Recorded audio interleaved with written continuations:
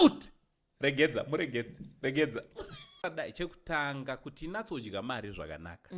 Ngaibatsire kuti nyika yedu inge iri inomonetize pamaplatforms awa. Because zvidhakwa takabatana. Kalafu wandori neholy spirit kutopfura marimu. Ndiyaifanira kutonamatira marimu. Ndoda mari yangu!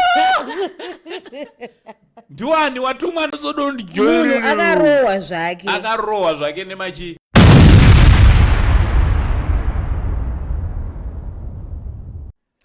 Hello, Makadini Salibonani. Welcome to another episode here on Saint TV. This is the catch-up show. My name is Nyenge, the Dimple Lady. I'm so excited to be here. I missed you all so much. I hope you are keeping well there with your families. Don't forget to do the right thing, that is subscribe on that button. We also want your feedback, like, comment, and let's get to connect, As usual, we bring you the most exciting news, the trending news, what's happening everywhere around the world, including our teapot country here, our beloved Zimbabwe.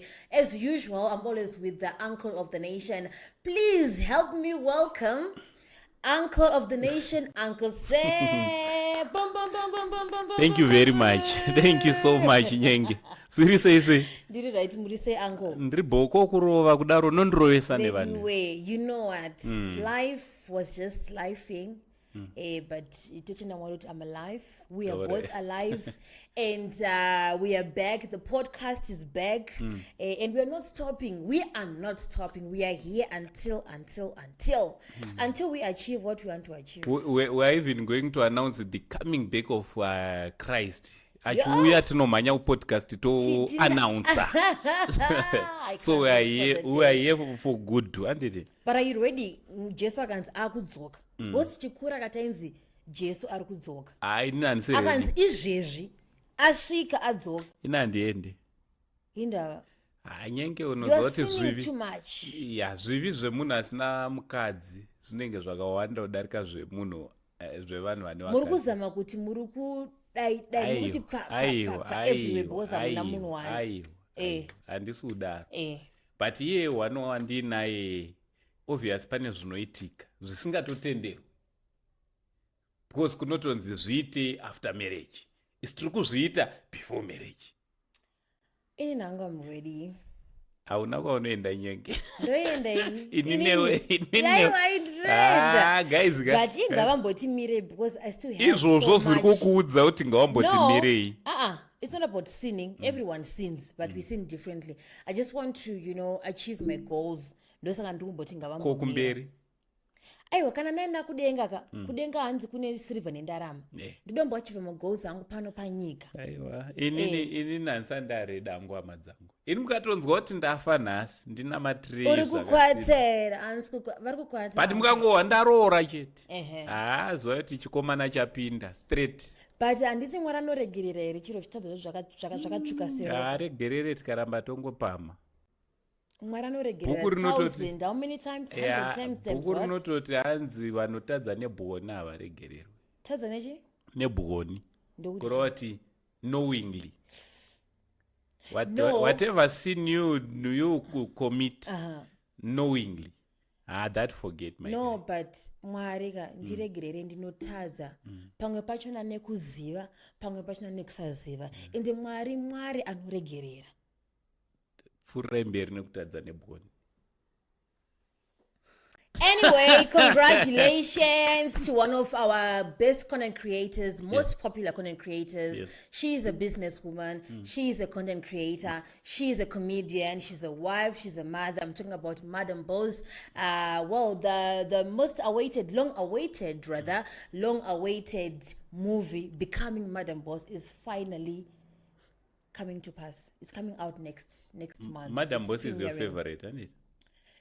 I don't have favorites. No, I like them all. There are some that I really like. Some I just, love some of a way of creating content. Is always mighty. I'm not somebody who like, oh, this one's my favorite. Hey, this one. No. I'm not that person. There are things that I like about her. There are things that I like about the other one. There are things that you don't like about her. There are things you don't like about the other one. No. Not really. No, satya zvako. Zvakatongodaro, ndo zvazviri in life. Ndizvozvo, but I choose to look at the positive. Yeah, but ma-negatives anenge aripo. But I'm trying though to pinpoint kuti where's the negative. All right, today we're not going to talking about that. Yes. Even myself, I'm well known kuti I'm one person who doesn't like your favorite. Favors. Your favorite. But anyway, munhu kana aita chinhu chakanaka iwo ndiwo hombarumbe. So I just want to extend my congrats as well to Madam. Are these congratulatory messages coming from the bottom of your heart? Obviously, is more of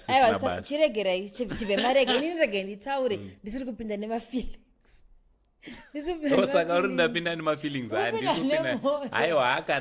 you know what, she's been working on this. We also saw there was a time when she won People's Choice Award kwa America kuna Taylor Perry Studios, and finally I guess that's a good thing. She Rubuda gupi Buddha next month, I'm sure, on YouTube. Alright. Premiere she is premiering vakatibudiswa inonzi tour guide kuti vacha premiere muharare kupi Bulawayo kupi. She will also be traveling in Europe kunoita showcase her movie. Shout out to her, she's doing well, and at least we have these two powerhouses. Uyakabudiswa yake Lost in Ashes, uyakabudiswa yake becoming you see, you can actually coexist. And I see you not teach and go do anything, but they're also putting what the Zimbabwean flag high. We are all winning in this. All right. Yeah, but my supporters they won't take it that way. They don't. They take it personal. Yeah, but it's good. If you support someone, like if you love someone with a passion, there's nothing wrong about getting inside. Ndakutaura ndakutranslate chishona chishongrish with your heart, and it kunatsopinda nemoyo. So there's nothing wrong about that. It's only that some of these people vanozonyanya violent. Yeah, vanotonetsana. I think you find that even when it comes to musicians as well, we've got Jab Praiser, we've got Winky Digger. Kunogara kune makakatwana. Yeah, but our ndema fans urikona kuti kwa Jab Praiser na Winky Digger, the good thing about these two powerhouses is you will never hear Winky D talking bad about Jab Praiser, and Jab Praiser will never say anything bad about Winky D publicly, because we don't know what they say in private. But these two now, you hear this one talking about that one on public, and this one talking about this that one. You understand? By so doing, it will be triggering wondo kuma fans as well. Yeah. Because nachida with a point kuti kazhinji kachona you find kuti azvishamise when rivalries, they're actually friends, right? Yes. But my fans then also cause attention, which is unnecessary. Very unnecessary. It's not the right thing to do. I don't know why we do that, but let's just support them and also acknowledge the work that they are doing by raising this Zimbabwean flag high. And speaking of content creators, I love it when we are all winning. If there's something about me, I'm not one person who is jealous about the other person's success, because I've learned that comparison is, you can't compare yourself with other people. When you're both winning, it's a comparison is the biggest recipe to your downfall. If you start comparing yourself with another artist or another content creator, by so doing, you are just mixing your own recipe that will make you obviously come to your end. Yeah. Even mulife chaye kuti as human beings, ndaona kuti ngatimboti ndaona Tanaka I just say, but andisikuziya, yet we're on the same salary. But andisikuziya kuti azwana kupi. My sacrifices are kuita andisikumaziya. So what you need to do, I'm also encouraging you who is watching us right now, do not compare yourself with anyone else. Compare with yourself with the person that you were the previous day. Be better. You need to, focus. Don't lose focus. Always focus. Walk in your own path. It is your own journey. You're the author of your own story. You get to, tell your story whichever way that you want. Saka, don't compare others. Tiri panyaya comparison. One of the comedians, Willo Edutainment, he's also new, one of the new kids on the block. Yes. And it come. Akawe style yakeo iri unique yekudhakwa achiraradza achita sei. And makatombotsa remember I think uncle a few episodes ago muchitoti ane message yanenge achitoita mumaskits ake momo. Well, he got himself a car. Wow. He got himself a car. Congratulations. Congratulations. We love to see everyone winning. You see myself, kana pane chinhu chandinofarira kunzwa kuti zvoni munhu wandinosupporta ari kuwina. I feel like I'm winning with them as well. So I just want to say to Willo Edutainment, yes, this hanzi babani bi vanonzi babani. Inandizos so much of a supporter imikaini umfana uka apa ndimainokwanenge wachinzwa roka madam wandomonzi umfana usodondijoina akarowa zvake nemachi I think also because anengakabata futi chibuku I think they should also make him a brand ambassador. Yeah, ipapo I feel like Chibuku they are not doing this guy any good. Alright, sorry to say that because representing the brand very well. And kana kune chinhu chinodiwa nevanhu vanodhakwa handiti ndakambonwa nyenge. Okay. Makambonwa? Ndakambonwa. Okay. Kuraradza chaiko. Kutozikano. Kutonge ndiri chitoendako. Yo, okay. Alright. So kana pane chinhu chinodiwa nevanhu vanonwa kuziva kuti rakati rinondibata zvemachokwadi. Because zvasiyana nekunwa mvura yatinayo. Munhu kana umwa magroceries. Magroceries meaning kuti mamwe aya amunomwa asingabate. Mapfa handiti. So munhu kana achinwa anofana kuti anatsonzwa kuti wapinda mumusoro ende washanda. So Willo Edutainment is just doing a great job in advertising. But I wonder kuti anotombomwa here zvemashosho. Or maybe it's just acting. Akuno anomwa mukomana. But maybe anenge kuzowedzeredzawo semunhu anenge achiacta paya. Yeah, he is representing Chibuku very well. Kuradza utota. And I'm very sure that there are some other people right now vakutorova kachisupa kaikazvo kudaro just because vanotoona. Ndinombotrya bozi inini Willo kuti influencer. By the way, this is no under 18 please. Huh? We don't encourage people. Chibuku. Hands is food and drink. Batsira kunaka achona chinonaka. Ndochokwadi chaicho. Okay. Kachibhodhoro. Which flavor? The banana flavor or the original? Takamwa kapi blessing. Kana kachike katakamwa kanga kachangobuda kachi. There is also the ginger flavor. Kwane tuma flavors twakawanda. But inini Mwari akasandibatsira zvekurevesa ka ndinoenda kutombo nekuda kwaWillo. I don't see anything wrong with drinking myself as long as you are drinking responsibly. Plus zvinonaka zve. Inini ndotokudza nyenge ka. Especially ndakuda kutaurira vanhurume. Okay. Hakuna munhurume asinganwe doro. Miromo yese vanhurume yamuri kuona iyi. Inotonwa doro. Aiwa kune vasingamwe. Inzwa ka ndibvunza kuti havanwe nechikonzero chei. Nechikonzero chei. Number 1. Chikonzero chikuru chinoita kuti vanhurume vasanwe doro. Mari inenge isati yakunatsokwana. Ukanzwa munhu mira nditaureka. Ukanzwa munhurume vanhurume mari ikatombonzi yakwana anotombononwa ozorega. Munhurume wese mari ikakwana anotombononwa makulayo ozorega. Kwete ungotiudza kuti iwewe mara isati yakukwana utaura kuti yaunu. Kune vanhu vanotaura kuti ini ndakambotesta doro ndiri a teenager. Ndikasarifara ndikati izvi hazvisi zvangu. Ndokutonwa kwachona. But kaisine kuti mara iri pangatone mari izvozvo but andoti handite zvedoro. But urunzwisere pandoro. Kana kuti maybe anogona kuti ndakakura ndichiona sekuru vaimwa doro ndikaona zvavaita ndikati handidi kutedzera sekuru. Doro ronaka nyenge. Asi matorisuwa. Aiwa ndina. Kamutariro kacho kamuri kuita. Aiwa kana ndiri kunyepa kunzoko ndiudzei kuti harinake. Doro ndo chimwe inzwa kanyenge. Ndo chimwe chezvinhu chichatadzisa vanhu kana kuchinzi denga ripindwe nekuda kwedoro vanhu vazhinji vachatadza kupinda because doro rinotonaka. Okay. Doro chaicho rinotonaka. Handisi kupikisa hii. I have no comment. I have no comment. Iwewe hako haugona undipikisa. But what I can say is, as long as you're under the age of 18, please don't indulge in drinking alcohol. Don't do it. So tichidzokera pana Willo ndangoti big congratulations.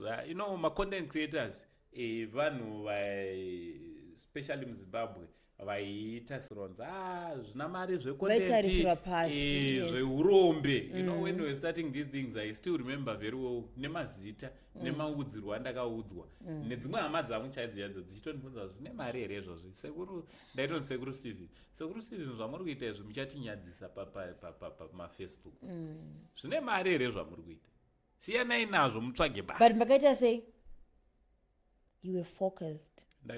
Because you knew what you wanted. But those who are content isati yandibhadhara. You're not making money? I said these my platforms they are not monetized, everyone knows. Tiri panye monetization ipapo anguka. Zimra, big brother Zimra. Yataura ikati aiwash ma-content creators and social media influencers, you are earning just like any other traditional professions. Vanoivo malawyer, manesi, machakati. Saka now, content creators vakuchifanirwa kubhadhara tax.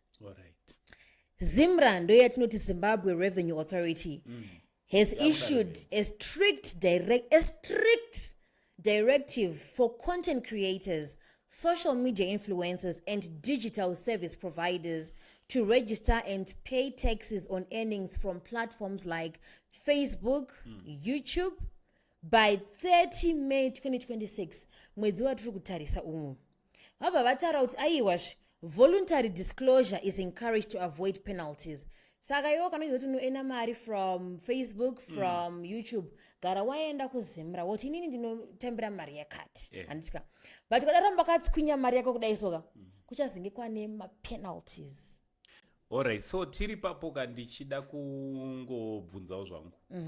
Kubvunza kurambidzwa ndeni. Yeah. Kune ma-platforms, most of these platforms here in Zimbabwe, I know it, and they don't earn anything. Why? Because Zimbabwe is not eligible for monetization, especially on platforms like Facebook, and and on YouTube. Of course, it is eligible, but there are some a lot of things zvinoitika zvinokonzeresa kuti page kana kuti account YouTube channel inge iri no demonetizer, and most of these guys, most of them my platforms are anenge asitorina monetization. That's why you see kuti there are some platforms like ours chinotoita kuti tisave consistent panyaya yachona. It's because tiri kushandisa our own resources. You understand? We are just doing this for fun. It's not for like entertainment purposes. Just like an account an individual. You understand? So ipapo zvinofambiswa sei? Indaida kutokurudzira kuti Zimra chekutanga kuti inatsodya mari zvakanaka, ngaibatsire kuti nyika yedu inge iri inomonetize pamaplatforms awa. Number one, kana munhu ari kunzi amonetize ari muno muZimbabwe, there's no point yekuti munhu arege kubhadhara inonzi tax. Why? Because Facebook inenge ichidi inenge ichingomonetizwa na everyone. And remember we have got a lot of content creators munomu akawandisa. So Zimra should help kuti tinge tiri tinomonetiza. Isu tesana ango zeni totoda kutoti tinge tiri tinobhadhara. Tinotoida mari. Handiti? But mari yachona panenge pasina. So now they are saying kuri kunzi maybe since nyeyo ndakamboinzwa kuti kuno ku Facebook we are not monetized anditka kuno ku Zimbabwe. Kune vamwe kuti vanenge vari kunze kwenyika vangona kuita zveaccount yekunze kwenyika. I don't know how it's done. I'm not well versed in that area. Anza zvina basa kuti location iri kupi. So long uri muZimbabwe.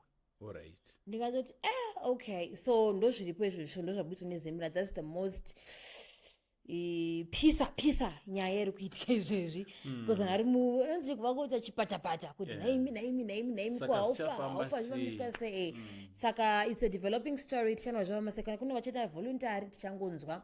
Also remember pane vanhu vanombotaka kufarisa so vachiti gore this month ndaena mari yakati Yes. vachiposta ndinenge chisimudza mhepo vanhu vevana vaisimudza mhepo but kuzvisimudzira of course and I'm sure kuti Zimra they know these people who normally post Kuti this time ndaita mari yes, kuti yakati. ndaita mari yakati so hapana chinonetsa vanhu ivavo ndo vavanongodi and every content creator rege ndikudzei every content creator even isusu tikatoena something tinomhanya tototaurawo.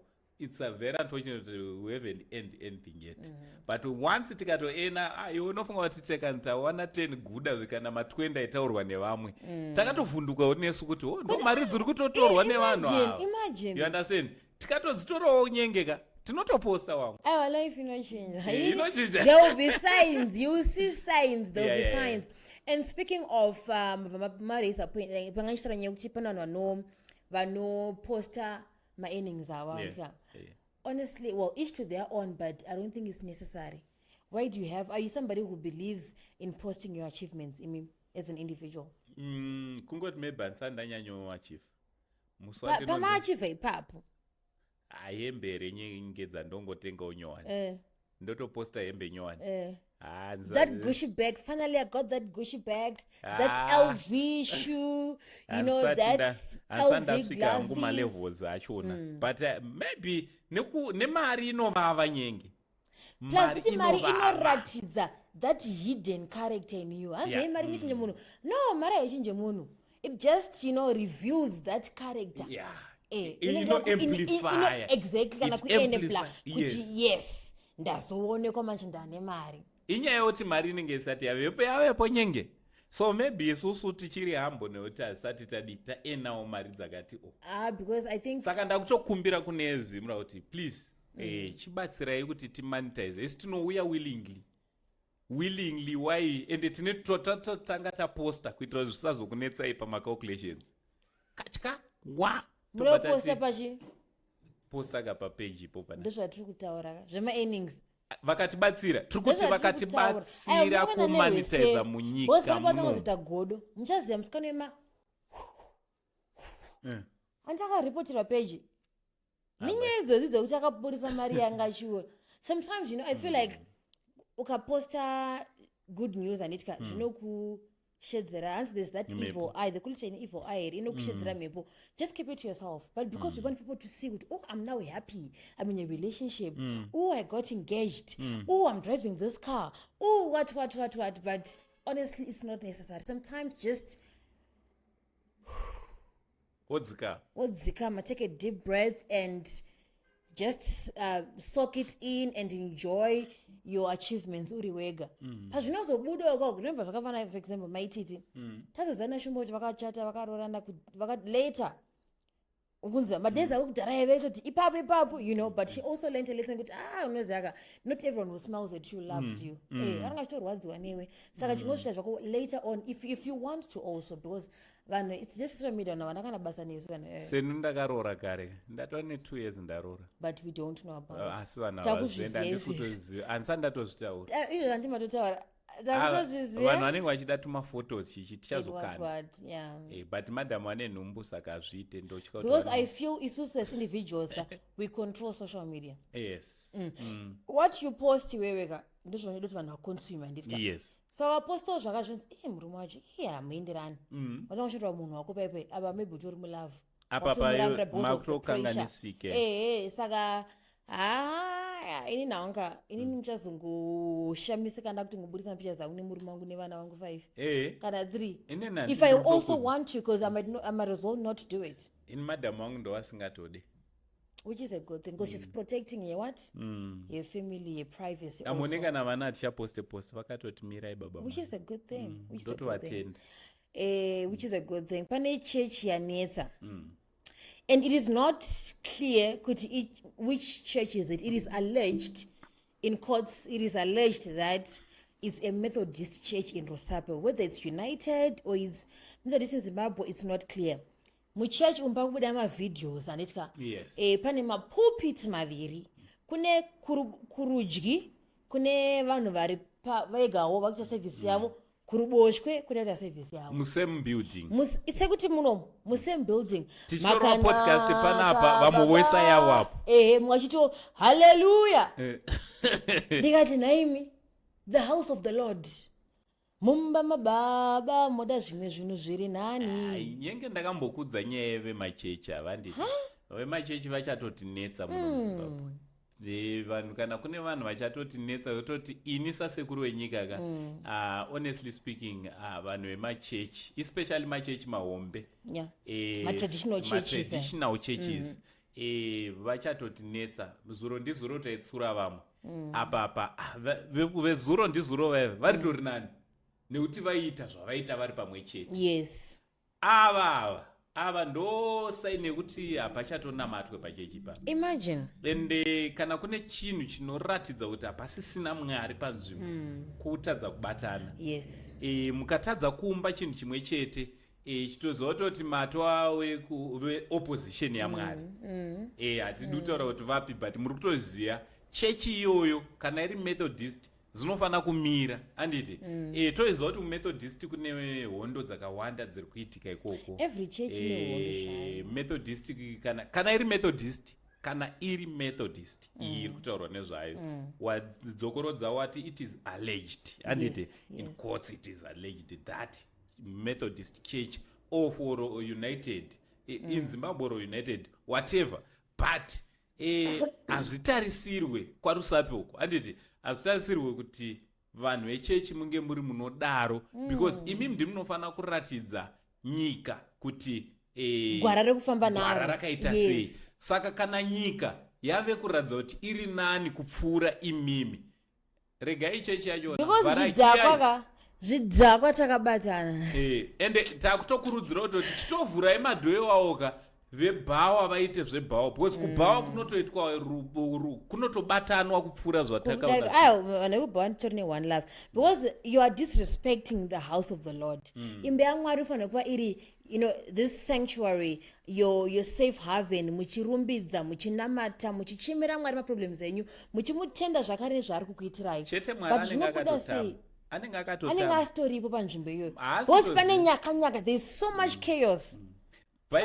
Bhuku rinototaura kuti pakaita vaviri kana vatatu vakaungana muzita rangu automatically neniwo ndinenge ndatovapo. Alright, ndikubatei ipapo saka pandinonamata ndiri ndega kumba Mwari hapo vanenge aripo but vari kutaura zvinonyanyosimbiswa chaizvo mushoko raMwari kuti vanhu vange vari vanoita chinhu pamwe chete paumwe. I needed a clarification on that because saka Methodist ameno kutungamiriri weMethodist kuti ndeipi kwarusape ikoko miswai because ini sasekuru saint ndikazouya kwarusape ikoko hazvipere zvakanaka ndiritokudzai because ndichangonotora timu rangu repabhawa totongouya topindira chihedu zviri tori nani fadza mutengi wedoro fadza mutengi wewawa tirimwe mumo muchechiwa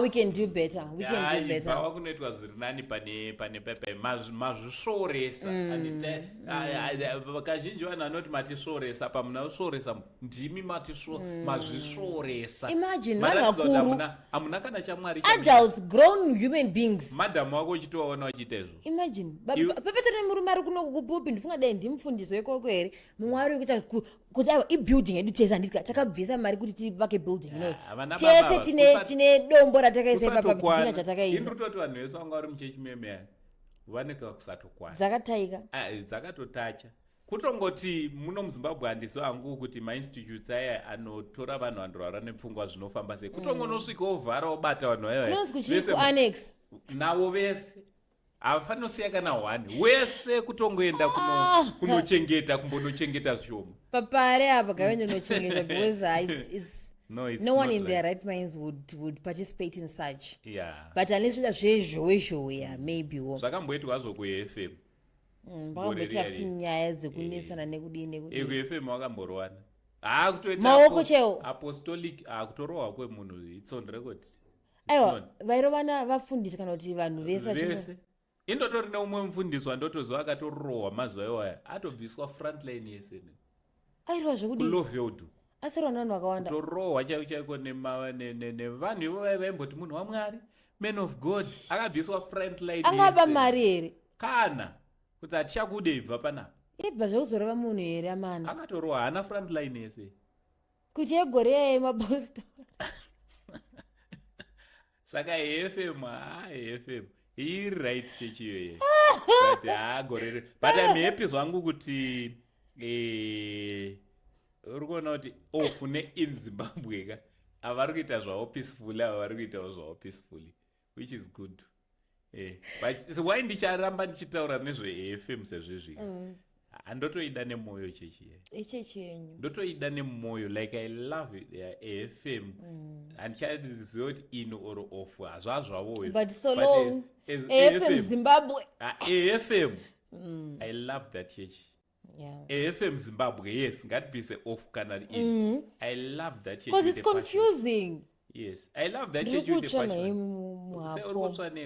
Kuti ndikupiswa nemoto muhapwa ndizive kuti Holy Ghost fire. Asi maposto Holy Ghost fire. Holy Ghost fire.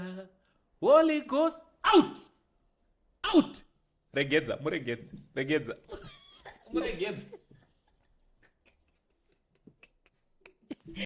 Nuna mari yangu. Ndiwani watumwa nani? Uri kuda mari kubva kunani? Ataka izva prophet vakatakwa vaya. Prophet success. But vanhu vemachechi vane basa. Chechi kune basa. Chechi. I think kune mapreacher nditya. Mwana bato uya zviti ndonzi prophet bishop. Kuda kudla kuyesu. Ndokuti chi? Ko vakabuda vachitara nemabishalo. Mari mwanopenga kawe. Aiwa nomotara sare kumukuita sei? Ndikutasa nyei kunetsaka. Ndikuona mari mwanopenga kaiwa. Which no, let's not say that. Maybe ona zvinhu zvemweya zvinonetsa. Vanga vasundwa nemweya kunobatsira because musikana aita ndada kuzvinhu. Nawo kuradza kuti anopenga. Ngatimaone. Rudona mai manje video. Revanhu haivhara mari. Iplani chete dzekuda kutsvaga kutorera vanhu mari. Ngasadaro marimo. Using the word of God. No, ngasadaro, it's not right. All in the name of Jesus. But chinondiradza kuti marimo haana chamwari chaina. Zvese anenge achingoti ndini ndakadai. Pamwari haafi akasvika. And ari right futi anoshandisa ndakadai. Anoshandisa dzimwe minzi. Pamwari hapana. But ngachingorega kushandisa zita rekuti ngairege kuchishandisa zita rekuti bishop prophet. Ngatongotibuda pabatana here musentence one. No, azvibatani. Ngangoti ndiri ng'anga kawani. Ukada kutarisa kana mushiraini make ndakambomupinda muyemo. Unotoona kuti hamuna kana chechi chiri munomu. Zvake iye zvake zvemapowers. Enda haana futi mapowers. Kana anawo ngaandisoteni. Touch not the anointed. Touch not the anointed. Muda kutesta hukuru wa Mwari. Alright, ndinayo proof. Ndichandonedza mavideos. Blessing ani mavideos aready. Takamamirira because Tone kuti zone ndakavhunduka ndichingoona kutsvaga inzara which one is this one now? Inzara yekutrenda. Anyway, he's not Shiriko. I think we need to be careful also. Nekutongona mata. Iye na mkomo wake. Mpavadze vanhu. Ndindadaro the only Zim uncle. Asa mnopiwa mari. Andakatoiramba one. Aida kutonipa mari ndinawo it's on record pama message. Anditoide. Makudhisa hasore vamwe. Mari yacho handitoide. Ndogeinei kana yabirwa vanhu. Togeinei. Shame man. Nothing. Rega totozotexiwa tichinzi nemari dzekuno. Ngasati zvinanditadza. I think maprofita ngambotexiwawo. Marimo anofanira kutotexiwa. Anofanira kutobuditsa receipt book. Marimo. Wepadombo shava. Kana vachitomuda ndopaziva paanotoitira matare ake eching'anga padombo shava. Anofanira kutexiwa Marimo. He's not a man of God. And kana kune board remachechi rai rofanira kusungisa Marimo. Because ari kutanisha image yechechi. Pachechi pake ndopaziva ndokunorupa enda futi. atombodanipa mari handide mari yachona ngamiswe and nayo proof tinawo mavideos atichapublisha hati vanhu varipo vakauya vakatikaita mainterviews nemabiro ayo neproof nemamessages manje saka vanhu pavaibhadhira vachida kubatsirwa nditika zvaisashandei zvaida kubatsirwa zvina hapana chinoshanda choshanda chii chamari iwe wakamutarisa kana fesi yake magic dzachona idzodzo haana kana magic dai atovanayo dai ari kumberi haana kana magic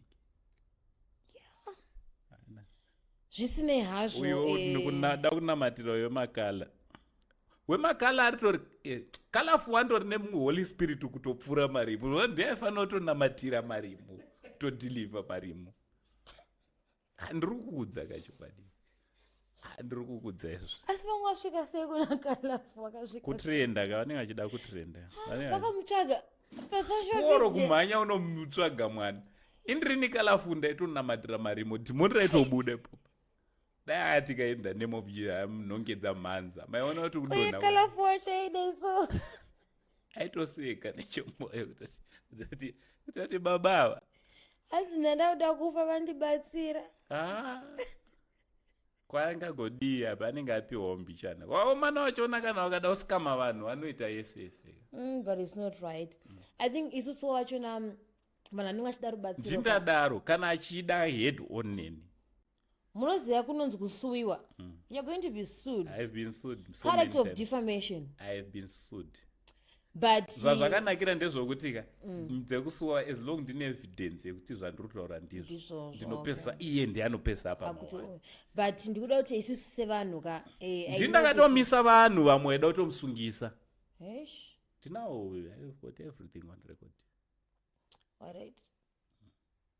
Wati ndingataure zita Nyenge yejournalist handiti indoteerawo mumashure mako ndotoziva mutemo yese iyoyo so I won't be risking kana ane nharo apa namukomo wake wagadzirira hombe ndavavhundonyora mabasa anoperawo komana kana musina minda yekunorima ka kuri rinerima basa but chakakosha ndechekuti isusuwo tine as much as yes we need help also ka let's pray for the spirit of discernment kutonamatira Mwari kuti ndibatsirei ndizive kuti kwandida kunobatsirwawo kwaka pamwe chana zvoda mubetsera nditika kuti ndiko chacho bosi mazwana huzvizikanwe kunongoenda kunopfugama pamapfugama wakutotorerwa kana hanzi destiny yako inotorwa here inobiwa here chimbobvunzai futi mapepe ezinata haana kana mapepe ezinata kamukomana license yekuzvaari kutoita haana mukomana ing'anga kai sorry ndakukumbira regulator on his behalf. Alright, it's okay. Sorry.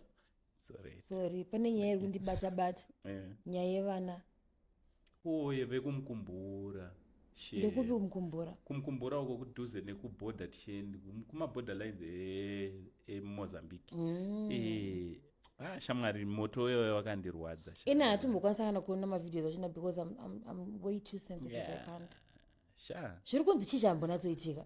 Alright, zviri kufungidzirwa kuti handiti zviri kufungidzirwa kuti pana baba vaitengesa petrol yemuzvigubhu yaya petrol diesel ameno fuel right yes zvichidaro vana ava menoti zvakazoputika sei vana ava vanga vari mumba and then zviri kufungidzirwa kuti vana vaviri vakabva vafira pachi vatotsva pana baba vairi kunzi vanga vari padhuze futi vakatotsvawo vakakuvara chaizvo. Alright. Sorry henyu ndida kuti munoexplainera as if you're explaining to a grade 1 andika ndikuchengeta zvigubhu zvangu zvefuel mumba saka pane paitika pane munhu adaiso moto here kana kuti zvinoita sei? Zvinoita kuti zvigubhu zvefuel zveexplode zvakasiyana siyana nyenge. Remember kuti fuel tichidzidza kuchikoro chaiko chaiko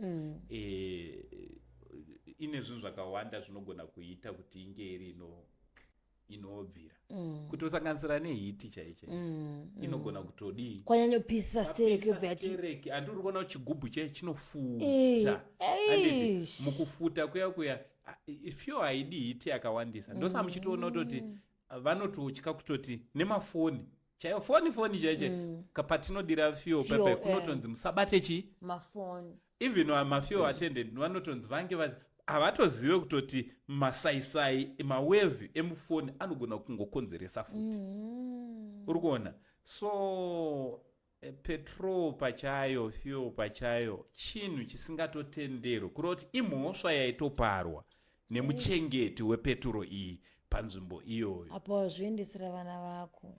Yo! Imhosva Vana 2 yaitoparwa. handiti 11 and 6 years handiti. It's going to be corrected. Vanenge 11 and 6. Naona pakanyorwa 11 and 6 years. Chinhu chiri kurwadza, chinhu ndabva ndamunerera.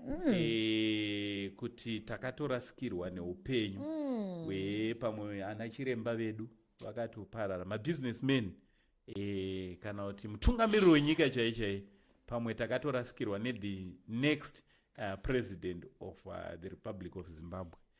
Rufu rwachona rwanyanyisa nokurwadziwa kwachona young souls. Aiwa, tichida kuti nematambudziko kumhuri yakarasikirwa nevana ava seZimbabwe tiri kurwadziwa, chinhu chiri kurwadza, chiri kusuwisa zvizhinji. Zvikuru sei tichida kukurudzira, tinoona murodhi matinofamba mune vanhu vanotenga madhiziri nematraki anobiwa dhiziri, tozviona tiri mukufamba. Dhiziri iroro vanhu vachizonochengetera mudzimba dzavo, fiyo iyoyo ichinochengeterwa kupi?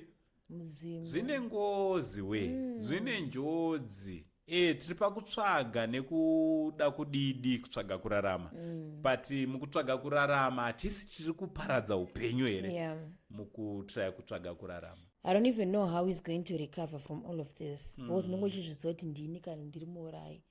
It is my works, it is my doing. Ndaroti mwana wangu, vana vangu vadai so. Mudzimai wacho vana iwewe. Saka zvinhu zvinorwadza. Ende imhosva inga ichiparwa futi ka mapurisa haangozonyarara. Zvekuti uri kuchema ka yato imwe nyaya. Mapurisa haanyarare because imhosva kutochengeta fiyo yachona mumba inotongoriwo mhosva. Ndosa muri kuona kuti vakatotendera kuti mamotarist anditi vanotoziva kuti petrol inombopera. Havatotendere zvegubhu, vanototendera majelikeni. Why? Because vanoziya kuti toda kuminimiza. Jelikeni pacharo haritopedze futi njodzi yachona, but vari kuti at least harifute harikonze kuminimiza njodzi yekuti chiri metal. Yes. Shame man, Shakaom. Anything you want to add before we wrap it up? Ndichida kungokurudzira kuti let's go and follow Nyenge, handiti? Nyenge the Dimple Lady on all your social media handles, especially ku Facebook.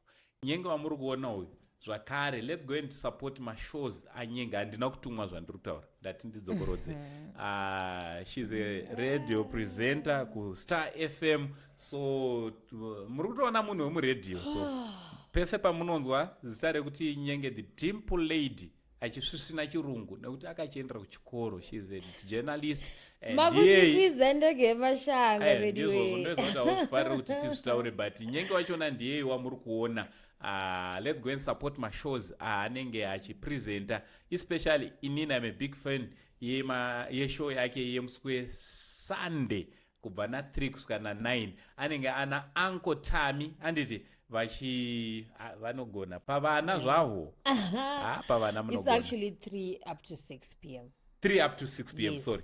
Yes. I hope vanonyatsozofonawo next time timbodoti vafona. Vanombofona and vanoteerera.